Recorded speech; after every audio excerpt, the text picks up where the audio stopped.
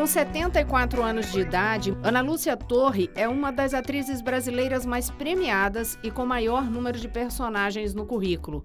Ela começou no Teatro Amador, na PUC, em São Paulo, na peça Morte e Vida Severina. Estudou ciência política, mas não terminou o curso. Decidiu viajar pela Europa nos anos 1960 para adquirir novas vivências. Morou em Portugal, na Noruega, na Inglaterra. Ao voltar ao Brasil, tornou-se atriz profissional.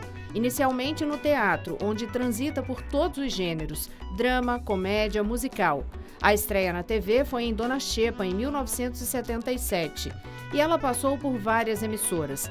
Ciranda de Pedra, Corpo a Corpo, Tieta, As Pupilas do Senhor Reitor, A Indomada, são apenas algumas das dezenas de novelas em que atuou. A experiência no cinema veio mais tarde, nos anos 2000, no filme Através da Janela. Nesta entrevista, Ana Lúcia Torre manifesta as impressões sobre os principais papéis que desempenha nos palcos e na vida. Ana Lúcia Torre, que alegria conversar contigo. Prazer é todo meu, você não sabe o quanto eu te escuto pela rádio. Tantos anos, né? E que, aliás, a gente se conheceu assim, né? Sabe, aquela cena do teatro em São Paulo me chama atenção, porque eu vi aquela pessoa passando e falei, nossa, mas que mulher elegante. Aí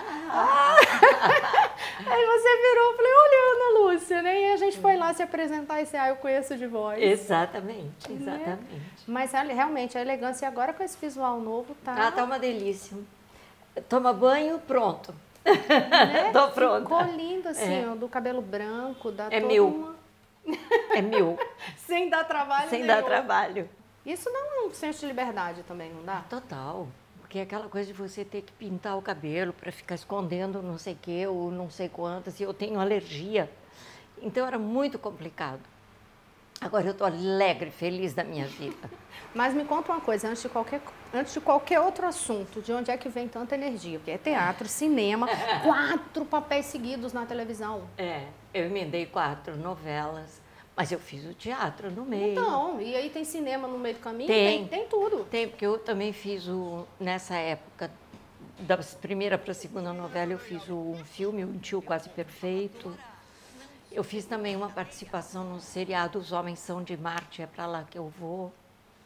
E é assim, eu acho que é quando a gente para, enferruja, né? Quando a gente movimenta, fica engrenadinho. Foi sempre assim? Foi.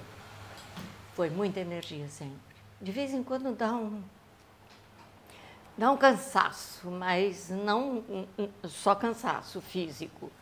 E depois vamos embora, continuamos, né? Cansaço sim, desânimo, jamais. Não, imagina. E além do que, eu moro em São Paulo e trabalho no Rio, né? Então tem a ponte aérea também. Ainda tem isso? Isso cansa até muito mais. Isso cansa. Porque às vezes você chega no aeroporto, está fechado o aeroporto por causa do tempo, ou sei lá, qualquer outra coisa, né? E aí fiz o teatro, 1 ano e meio, junto com Ari Fontoura, mais os outros amigos meus todos. Em parceria que vocês já desenvolveram em outros momentos, né? As brigas homéricas de vocês, por exemplo, era Indomada. A Indomada, ele era meu marido e ele me tratava como lixo. E a gente está se divertindo muito, porque é um companheirão, nossa, assim, sabe? Não quero abrir mão de Ari Fontoura. São várias famílias que vocês conquistam, né, Ana, ao longo da vida, muitas, com a vida de artista? Muitas, porque na televisão a gente faz muitos amigos, obviamente, mas no teatro você tem a convivência quase que diária. Hoje em dia já se faz teatro de quinta a domingo ou de sexta a domingo. Mas quando eu comecei, a gente fazia de terça a domingo. Então você estava ali com aquelas pessoas junto, né, no camarim e os problemas todos que todo mundo carrega para lá, expõe, resolve, porque todo mundo ajuda. E você vai fazendo parcerias para a vida. É muito bom isso.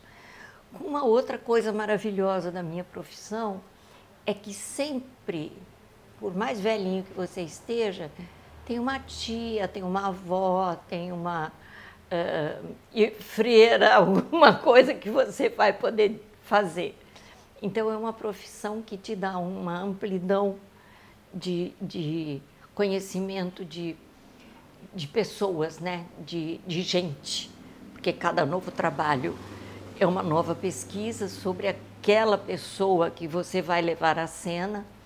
E isso também amplia a tua compreensão do ser humano, a tua aceitação do ser humano. E eu acho que isso é uma das coisas que mais me fascina na minha profissão. Você não faria outra coisa da vida? Ah, eu acho que não. Eu acho que não. Quer dizer, tem uma coisa que eu gosto muito, mas é completamente distante do que a gente faz, que provavelmente, se eu não fosse atriz, eu gostaria imensamente de ser cirurgiã. Olha. Acho o máximo. O máximo. Mas te dá uma sensação que o cirurgião, ele salva vidas. Exato. Realmente são vidas nas mãos. Te dá um pouquinho, com a vida de artista, uma ideia de que você também ajuda a salvar vidas? Ah, não tenha dúvida. Pelo menos transformador de vidas, sem dúvida. Eu digo assim, se eu faço um espetáculo um dia, e eu gosto muito, no final, de conversar com o público, que fica lá esperando e fica batendo papo, trocando ideia.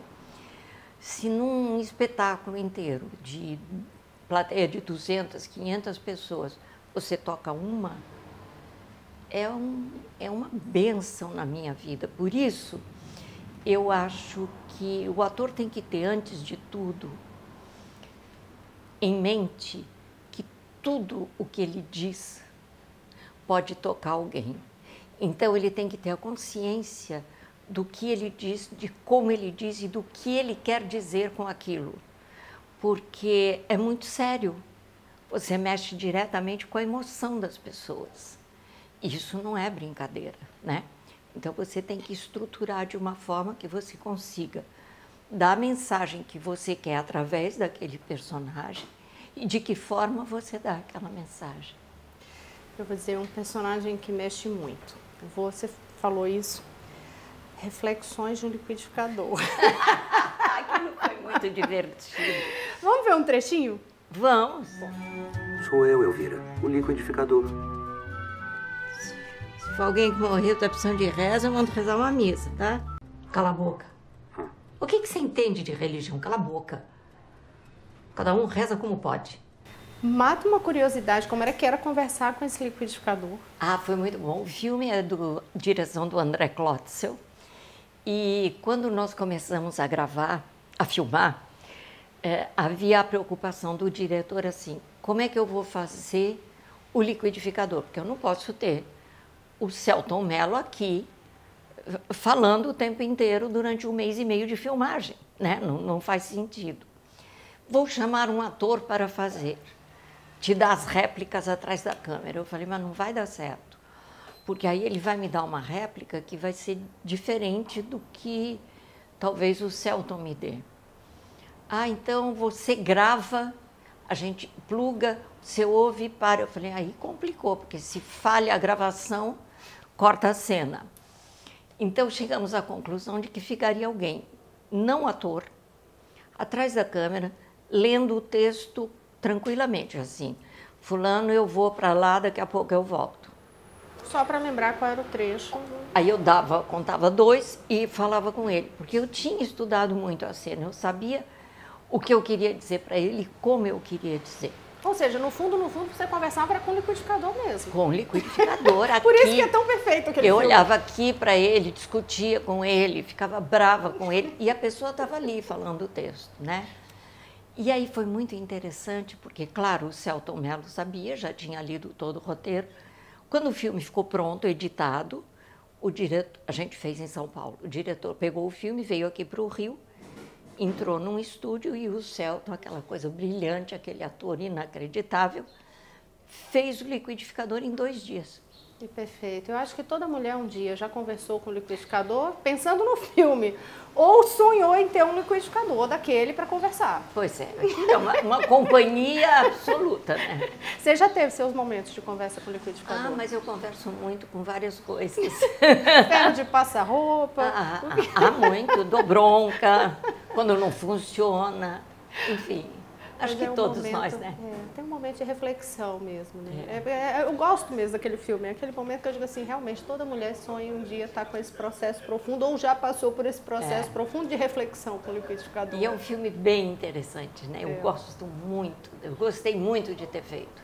Mas são tantos personagens, né? Eu comecei tarde, profissionalmente tarde, mas eu comecei aos 30, eu tinha exatamente 30 anos quando eu comecei carreira profissional. Eu fazia teatro amador, teatro universitário em São Paulo. Mas quando eu fiz 30 anos, eu comecei profissionalmente. Mas lá de Morte, desculpa te interromper, lá de Morte Vida Severina era universitário. Então, mas dali para cá, porque assim, pode dizer que era amador, mas a tua participação, quando a gente resgata o material, é totalmente profissional ali. De lá para cá são 51 anos. E a nossa turminha do Morte Vida Severina, que era um teatro da faculdade da PUC de São Paulo, várias faculdades, né, alunos de várias faculdades da PUC se juntaram e fizeram esse grupo, que não era escola de teatro. Eu fazia um curso, o outro fazia outro curso, e fim de semana a gente se juntava e fazia peça. Boa parte dessa turma se encontra até hoje. É mesmo? É. E até hoje você lembra trechos da peça? Ah, sim. Da mulher na janela ali falando. Que era o que eu fazia também, mas eu lembro muito, porque primeiro eu sou apaixonada por João Cabral de Melo Neto, que é o autor da peça. Segundo, nós trabalhamos muito, primeiro para montagem, e depois nós ficamos com essa peça uns 2 anos e meio fazendo, pelo menos. E foi uma época muito marcante nas nossas vidas, culturalmente e politicamente, que a gente começou a montar a Morte Vida Severina no ano seguinte à tomada de poder pelos militares. Então era uma época de profunda efervescência cultural, política e de transformação social.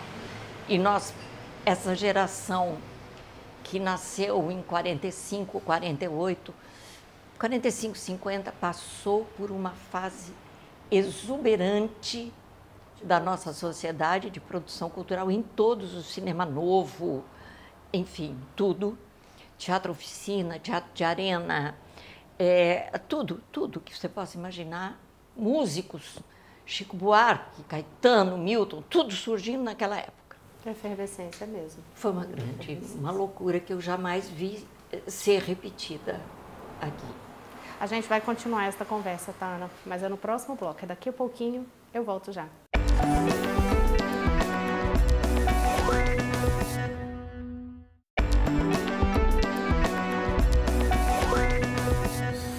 Estamos de volta. Hoje eu converso com a atriz Ana Lúcia Torre. Ana, a gente falou de alguns personagens marcantes no bloco anterior, mas tem um que eu já vi até em entrevista sua, você falar, me deu a sensação de que havia uma emoção diferenciada. Eu quero saber se foi só impressão minha, que é a sua protagonista em Rose Rose. Ah, aquilo foi magnífico. Tem uma emoção especial em relação a essa peça? Por quê? Eu não sei, porque foi o único monólogo que eu fiz na vida. A história me pegou muito. É a história de uma mulher judia, que a história é contada desde que ela tinha 10 anos até ela chegar aos 80, e isso tudo é feito em cena. Ela é menina, ela depois vira roqueira, ela vira hippie, e eu vou fazendo essas várias etapas. É uma mulher judia, que no começo da peça ela está ali dizendo que vai fazer, ela está no Shiva. Shiva é quando dentro da religião judaica morre alguém, digamos, da sua família, e você cumpre um ritual de 7 dias em memória àquela pessoa e tudo. E aí ela começa a contar para o público por que ela está fazendo o Shiva. E a peça, muito bem escrita, é, vamos dizer assim, um pouco da história do povo judaico. Desde a Ucrânia, quando a Ucrânia ainda não era Ucrânia, era Rússia, passando pela guerra, passando pelo gueto de Varsóvia, passando pelos judeus depois da guerra, tentando chegar em Israel e não conseguindo, porque a Inglaterra não permitia, porque eles tinham interesse na Palestina. Depois, além do fazer América, se casando com um americano, sendo uma mulher completamente livre de rituais, de comprometimento religioso. Ela era comprometida com o ser humano. Tanto que a primeira pessoa pela qual ela se apaixona perdidamente era um cigano, imagina. E perde marido, perde filho no gueto, vai para os Estados Unidos, casa com um americano, mas livre, e criando o filho dela de forma livre. Até que tem uma complicação lá qualquer, e ela percebe que tudo o que ela fez não foi suficiente para que o filho e a nora não virassem pessoas obcecadas religiosas. E é muito interessante, porque é uma mulher libertária em todos os sentidos, e ela trabalha para isso a vida inteira, e quando ela percebe que o que ela fez, e que ela queria uma resposta muito legal daquele filho, talvez, não sei, não deu certo, ela decide que ela vai deitar e morrer. E foi muito forte para mim fazer aquela peça, e eu amo. Nossa, foi uma das coisas que eu mais amei fazer em teatro. É um tipo de personagem que a pessoa sai dali e consegue desligar? Tamanha densidade, profundidade? Você consegue sair do palco e desligar? Eu costumo dizer, para brincar com as pessoas, que é aquela coisa de eu incorporei o personagem. Quem incorpora é médium. Eu sou uma trabalhadora do teatro, da televisão, do cinema. Claro que no processo de criação, aquilo vai mexendo com você. Mas é muito interessante porque, vamos dizer, 2 meses de preparação diária, trabalhando aquele personagem. Eu estou aqui e eu sinto que eu estou aqui também. É como se eu fosse 2 nesse momento. Não deixo que essa ocupe o lugar da outra, mas ela está aqui presente, vigiando. Essa era uma curiosidade que eu tinha por causa da densidade. Imagina, um monólogo ainda por cima. Nossa. É um peso que eu não... É difícil imaginar, cantava, né? Dançava, fazia tudo. E a densidade do tema em si.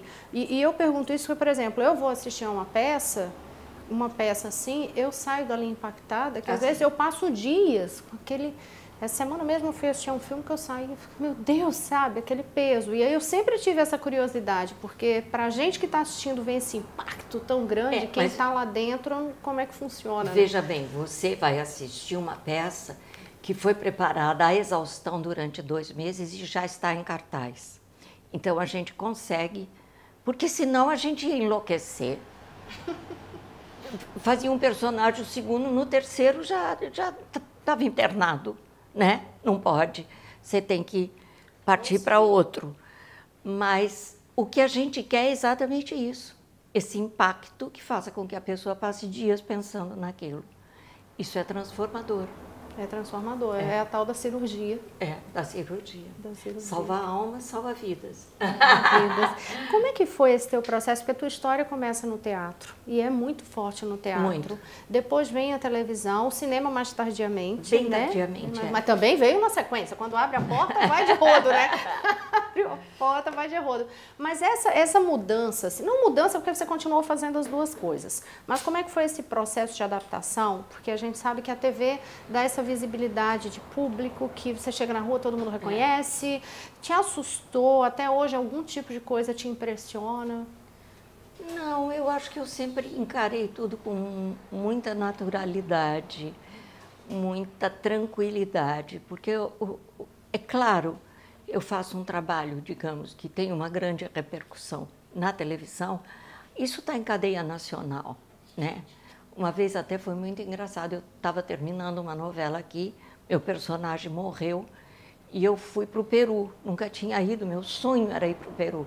E eu estou lá no meio das ruínas de Machu Picchu, vem uma senhorinha peruana, ficou louca porque me viu e ela estava seguindo a novela pela Globo Internacional. Olha. Isso foi uma loucura, mas para mim não tem essa... É uma coisa muito mais recente, essa história de celebridade, né? O que é uma celebridade? Para mim, não sei. Celebridade, por exemplo, é Einstein. Isso é uma celebridade, né?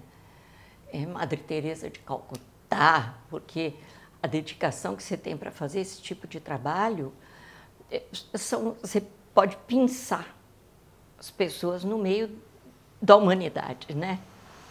O ator, se você tem um pequeno talento e se você tem muita paixão, você se esforça e você consegue realizar aquilo, né? Então, para mim é isso. Vou à feira, vou ao mercado, eu ando muito de metrô, porque eu sou uma pessoa normal. Quando eu estou no meu trabalho é outra coisa. Sou avó, sou mãe, cuido da casa, enfim. Qual é o seu principal papel? Atualmente são alguns. Uma filha que cuida de uma mãe de 94. Acho que atualmente esse é o principal papel. E de carreira artística, qual você diria que foi? Porque 50 anos, mesmo, eu conto desde Morte e Vida Severina. Então, assim, considerando esses 50 anos, mais de 50 anos, quais são? Porque eu acho que é difícil ter um só, mas quais seriam os seus principais papéis, assim, papéis que marcaram mesmo a tua vida? Bom, obviamente no teatro foi o Morte e Vida Severina, foi o Rose, né, que foi um papel que me marcou muito, foi Norma. Norma é uma peça que eu fiz com Eduardo Moscovis, de autoria do Tônio Carvalho e Dora Castelar, que esse texto mexeu com muita gente, de formas variadas, porque ele ia num problema muito sério. Esse, para mim, é um dos que eu guardo na caixinha. No cinema, sem dúvida, o Liquidificador, que eu adoro.